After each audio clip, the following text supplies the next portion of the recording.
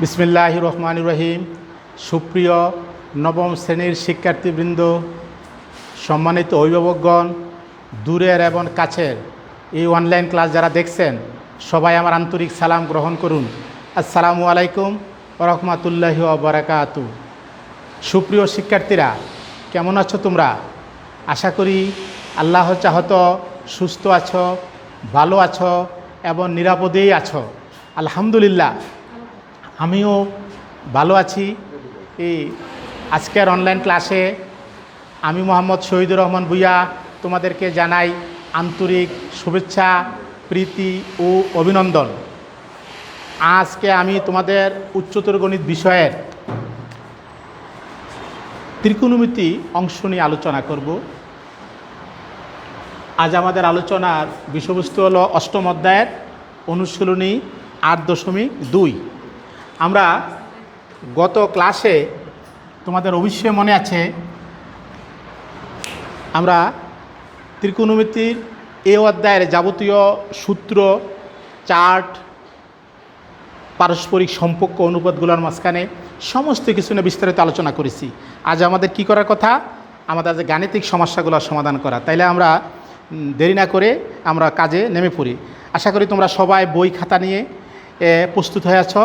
তাও দু একজন যারা হয়তো নতুন জয়েন করেছো তাদের উদ্দেশ্যে আরেকবার রিমাইন্ড করতেছি, আমাদের এটা হলো ১৭৪ পৃষ্ঠায় অনুশীলনী ৮.২। আমরা ১ নম্বর থেকে আমরা শুরু করি। নাম্বার 1, আমাদের ওয়ানে কি বলছে কোশ্চেনটা একটু পড়ে নেই। ক্যালকুলেটর ব্যবহার না করে মান নির্ণয়। ক্যালকুলেটর ব্যবহার না করে মান নির্ণয়। আগে আমরা কোশ্চেনটা একটু উঠে নেই। একের খ একটা করি আমরা। দেখো, 10 π/4 প্লাস 10 π/6 ইন্টু 10 π/3। 10 π/3। শিক্ষার্থী বন্ধুরা, নিশ্চয়ই মনে আছে গত ক্লাসে আমরা এই চারটা নিয়ে আমি অনেক মজার মজার গল্পও করেছিলাম। আশা করি তোমরা সবাই মনে আছে। তারপরও বইয়ের ভিতরে আমাদের মানগুলো দেওয়া আছে, তা আমরা মানগুলো বসাই ফেলি। 10 π/4 মিনস 45 ডিগ্রি। এটা হলো সবচেয়ে সহজ। 10 45 ডিগ্রি কত? 1। 10 45 ডিগ্রির মান আমাদের কত? সরাসরি আমরা 45 ডিগ্রি লেখা দরকার নেই, একবারে লিখে ফেলতে পারি। কত? 1 বসালাম। তারপর প্লাস 10 π/6 মানে কি? 10 30 ডিগ্রি। 10 30 ডিগ্রির মান কত? 1/√3। 1/√3। 10 π/3 কত? 10 60 ডিগ্রি। 10 60 ডিগ্রির মান কত? √3। এই মানগুলো গত ক্লাসে আমরা চারটা লিখে সুন্দর করে বুঝেছিলাম। তারপরও যারা দু একজন গত ক্লাসে ছিলেন না, তাদের আরেকবার রিমাইন্ড করতেছি, এই বইয়ের ভিতরেও আছে ১৬৯ পৃষ্ঠায়। আবার আমাদের জেনারেল ম্যাথের ৯.২ এই অধ্যায়ের ভিতরেও এই মানগুলোর চারটা দেওয়া আছে, যেটা আমরা গত ক্লাসে বিস্তারিত আলোচনা করেছিলাম। এই শুধু মানগুলো বসাইলে আমাদের চলবে না। তাহলে আমরা এটা কাটাকাটি যায়। 1 + 1 = 2। আমরা এটা অ্যান্সার পেয়ে গেলাম। এটি সাধারণত কয়ের কোশ্চেনের ক্ষেত্রে থাকতে পারে। আর এই চারটার সহায়তায় যে কোনো মান হোক আমরা সহজে কিন্তু বসাতে পারবো। গত ক্লাসে আমি দেখেছিলাম, তোমরা নাইলে আমাদের স্কুলের পেজে আছে, এই ভিডিওটা আরেকবার দেখে নিও, যে চারটা মুখস্থ না করে কিভাবে মনে রাখা যায়। আমি একটি সুন্দর একটি কৌশল শিখে দিয়েছিলাম, যে এটা দরকার হলে আরেকবার দেখে নিও, যে পুরো চারটা মুখস্থ না করেও তুমি কিন্তু মনে রাখতে পারবে নি। আমরা এই জাতীয় একটা অঙ্ক করলাম। আশা করি এই জাতীয় যত অঙ্ক আছে তুমি ইজি মোডে তুমি কিন্তু করতে পারবে। তারপরে আমরা সামনে আগাই, আমরা আরও অঙ্ক করব। আমরা 2 নম্বরে চলে যাই। 2 নম্বরে আমরা প্রশ্নটা একটু লিখি। cos θ -4/5 এবং কি বলছে? π θ θ 3π/2 হলে tan θ এবং সাইন থিটার মান কত, সাইন থিটার মান কত। আমাদের এই কোশ্চেনটা বার করতে হবে, আমাদের এই কোশ্চেনটা আমরা বার করব। আচ্ছা, এখানে আমাদের একটা জিনিস জানতে হবে, কোশ্চেনটা আরেকবার একটু বুঝাই নেই, কোশ্চেনটা না বুঝলে কিন্তু সমস্যা দেখা দিবে। cos থিটা ইকুয়াল -4/5, যদি এতটুকু বলতো যে tan থিটা এবং সাইন থিটার মান করো, তাহলে এটা রেজাল্ট এক ধরনের আসতো। এখানে একটা কন্ডিশন দিয়ে দিছে, কন্ডিশনটা অনেক ছেলেবেলে বুঝে না, অঙ্ক রেজাল্ট নিয়ে লাগায় প্লাস মাইনাসটা ঝামেলা লাগায়। এখানে কন্ডিশনটা বলে দিছে কি, থিটার মানটা কি হবে, পাই থেকে বড় হবে এবং 3π/2 থেকে কি হবে, ছোট হবে।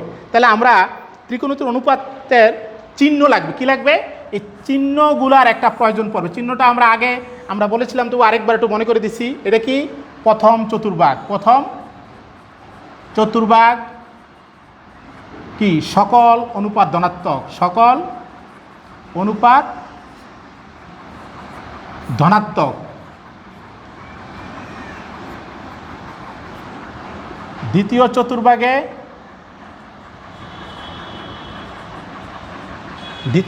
কি কি ধনাত্মক, সাইন এবং কোসেক, কি সাইন ও কোসেক ধনাত্মক। তৃতীয় চতুর্ভাগে ট্যান এবং কট ধনাত্মক। চতুর্থ চতুর্ভাগে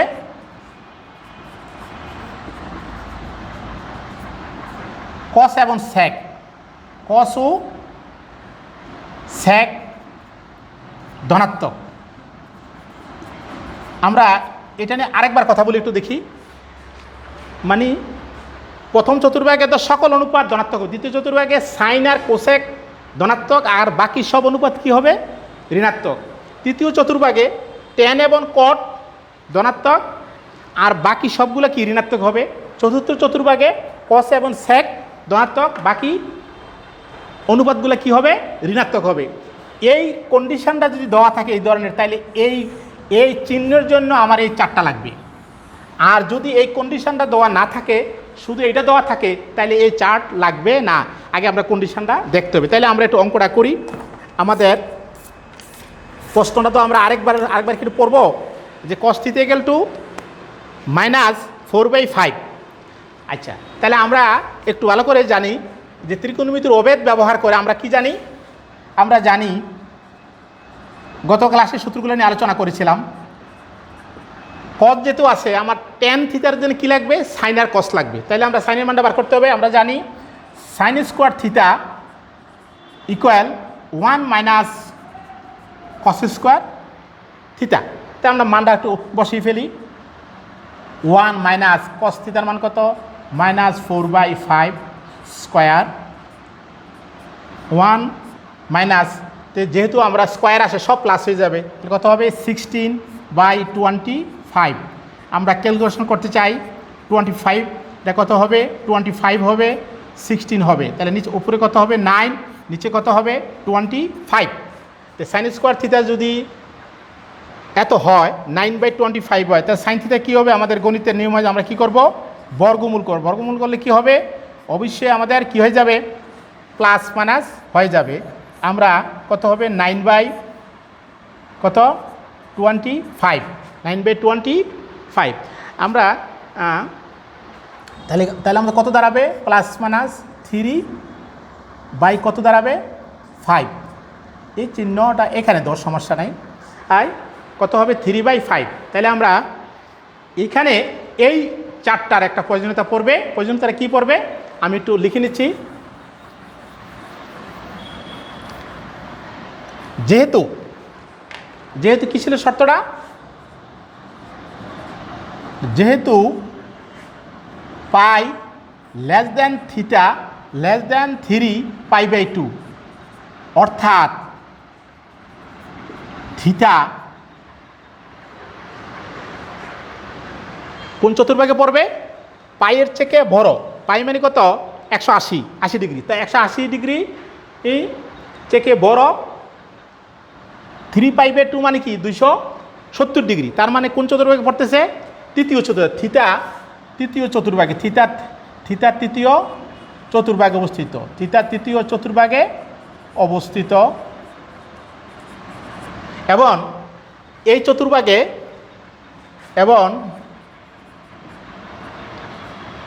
ট্যান এবং কট ব্যতীত সকল ত্রিকোণমিতিক, এই কথাটা লিখে দিবে, ত্রিকোণমিতিক অনুপাত কি? ঋণাত্মক। তাহলে আমাদের কি ঋণাত্মক? ট্যান আর কট ছাড়া যা আছে সব কি ঋণাত্মক। তাহলে আমরা কিসের মান পেয়েছিলাম? সাইনের মান। সাইনের মান কটা পেয়েছি? দুইটা, প্লাসও পেয়েছি মাইনাসও পেয়েছি। তাহলে আমাদের কোনটা? তাহলে এখন সুতরাং সাইন থিটা কী হবে? সুতরাং সাইন থিটা মান কত হবে? যেহেতু এখানে সাইন নাই তৃতীয় কোয়াড্রান্টে, তাহলে কি হবে? সাইন মাইনাস হবে, -3/5। তাহলে আমরা কি পেয়ে গেলাম? কস তো 2 আছে, সাইনও পেয়ে গেলাম। তাহলে এখন আমরা কিসের বার করতে পারি? ট্যানের মান বার করতে পারি। তাহলে কি লিখতে পারি? ট্যান থিটা সমান, সুতরাং ট্যান থিটা সমান আমরা কি লিখব? Sine theta by cos theta. Sine থিটার মান কত? সাইন থিটার মান -3/5, আর কস থিটার মান কত? -4/5। আমরা এই পাশে একটু কাজ করি, একটু লিখে ফেলি।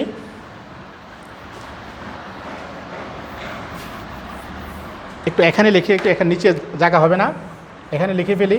তাহলে মাইনাসে মাইনাসে কাটা গেল, এই মাইনাসে কাটা, তাহলে কি লিখতে পারি? 3/5 ইন্টু উপরে 5 নিচে কত? 4। তাহলে কত হবে? 3/4। তাহলে এটা, তাহলে আমাদের আনসারটা কি হবে? আনসারটা হবে সাইন থিটার মান কত? আনসারটা হবে ট্যান থিটা এর মান কত? 3/4 এবং সাইন থিটা এর মান, সাইন থিটার মান কত পেয়েছিলাম আমরা?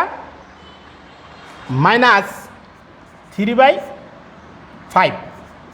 তাহলে আমাদের মান আমরা কি পেয়ে গেলাম। তোমরা রেজাল্টও করতে পারো, যে কনফার্ম করার জন্য অনেক সময় ক্যালকুলেশন কিন্তু কি হয়ে যায়, তোমার ভুল হয়ে যায়। যে আমাদের রেজাল্ট আলহামদুলিল্লাহ হয়ে গেছে, ট্যান থিটা 3/4 এবং সাইন থিটা -3/5। তাহলে আমরা সামনের দিকে আগাই, আমরা আরও অঙ্ক ইনশাল্লাহ করব। তাহলে সূত্রগুলো গত ক্লাসে আলোচনা করেছিলাম, আমার মনে হয় খুব ইজিলিভাবে আমরা অঙ্কগুলো করতে পারতেছি। তারপরে আমরা সামনের দিকে আমরা চলে যাব।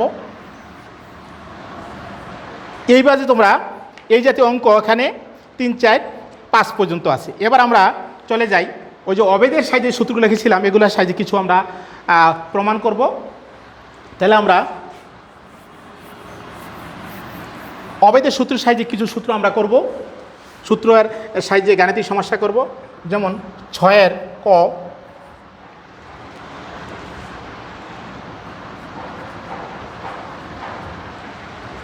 tan A plus cot A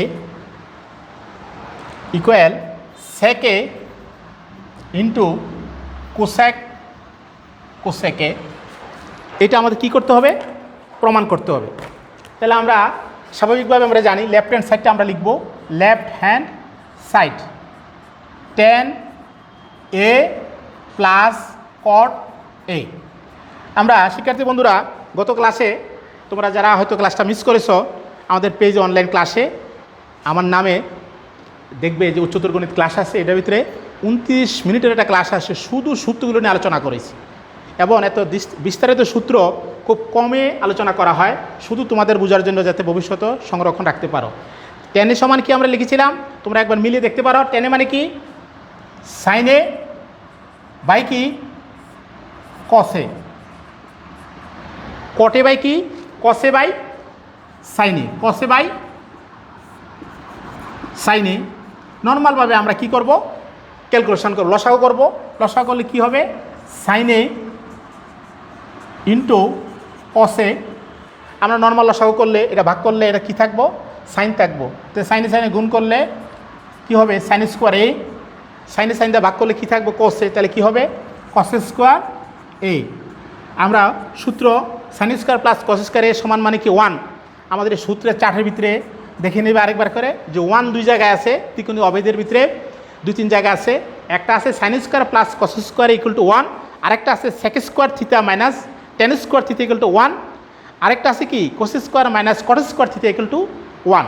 তাহলে এখানে আমরা sine square plus cos square equal to কী হবে 1, তো নিচে কী আছে সাইন এ ইন্টু কি কস এ, তাহলে আমরা পাট করে নেই সাইন এ ইন্টু 1/কস এ, 1/সাইন এ মানে কি 1/সাইন এ মানে কি কোসেকে, 1/সাইন এ মানে কি কোসেকে। সকল সূত্রগুলো ওখানে লেখা আছে, আমি লিখে দিছি এবং মুখে বলেও দিছি। 1/কসে মানে কি সেকে, এখানে আমরা সাজিয়ে লিখতে পারি, ওরা সেকের আগে লিখছে, এখানে আমাদের পরে এসেছে, আমরা অসুবিধা নাই, বইয়ের মতো আমরা লিখবো, সাজিয়ে লিখবো সেকে ইন্টু কি কোসেক এ।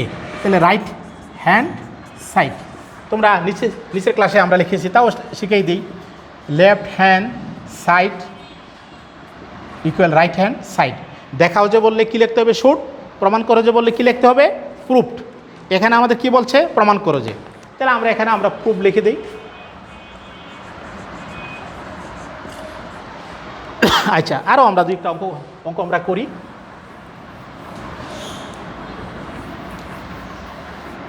এবং এই সূত্রগুলা শুধু হায়ার ম্যাথ না, জেনারেল ম্যাথেরও আসলে অঙ্ক একটার পরিপূরক। জেনারেল ম্যাথ হায়ার ম্যাথ আলাদা কোনো সূত্র না, একই সূত্র দুই জায়গায় আছে, অঙ্কের ব্যবহারের ক্ষেত্রে আমরা এটি প্রয়োগ করব। দুই জায়গায় যেন আমরা প্রয়োগ করতে পারি এ ভালোভাবে আমরা শিখে নেব। তারপরে আমরা চেষ্টা করি বলতে এখানে এটা গটা করি, এরপরে দেখি একটু ভিন্ন নিয়ম। আমরা লেফট হ্যান্ড সাইডটা উঠাই, left hand side equal whole root 1 minus sine A by 1 plus sine A equal sec minus tan A, equal to কী বার করতে হবে আমাদের সেকে মাইনাস টেনে কী করতে হবে আমাদেরকে, এই রাশিটা আমাদের কী করতে হবে প্রমাণ করতে হবে। তাহলে আমরা অঙ্কটা করি।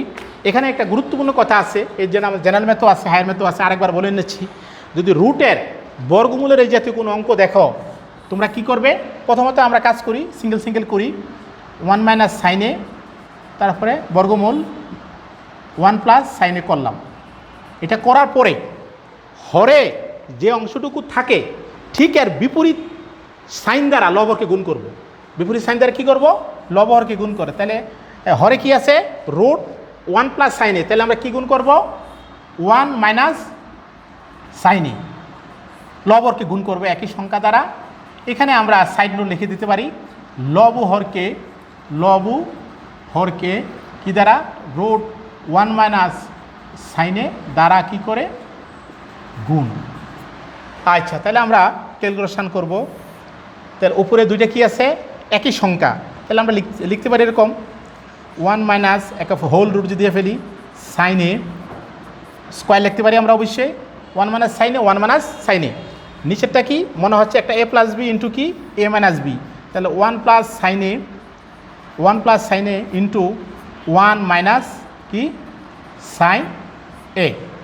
তাহলে আমরা ক্যালকুলেশন করি, এই রোটে স্কোয়ারে কি যায় কাটাকাটি যায়, তাহলে উপরে কী থাকে 1 মাইনাস সাইন এ, আর এখানে কি হয় এ প্লাস বি ইন্টু এ মাইনাস বি, কী হবে এ স্কোয়ার মাইনাস বি স্কোয়ার, তাহলে কী হবে 1 মাইনাস সাইন স্কোয়ার এ, উপরে কী থাকবে আমাদের রুট থাকবে, কী থাকবে রুট থাকবে। এখানে লিখি না, নিচে দেখতে অনেক সময় সমস্যা হয়, তাহলে আমি উপরে চলে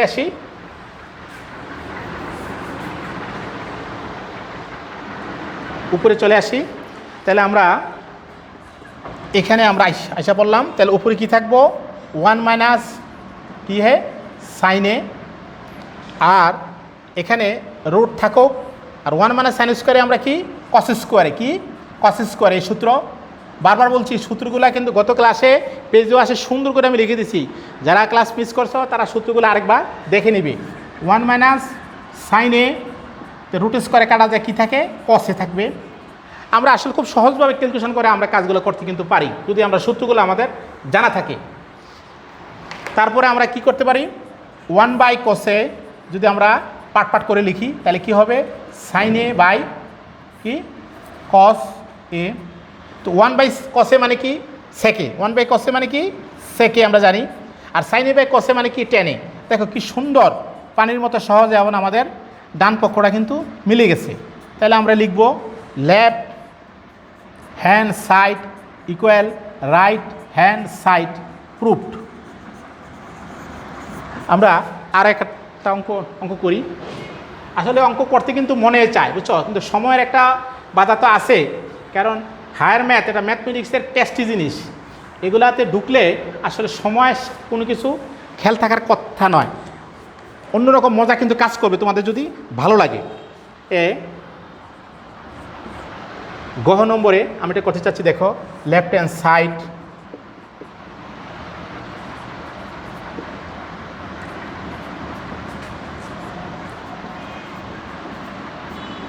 আচ্ছা কি প্রমাণ করতে হবে আমাদেরকে? আমাদের প্রমাণ করতে হবে 10⁴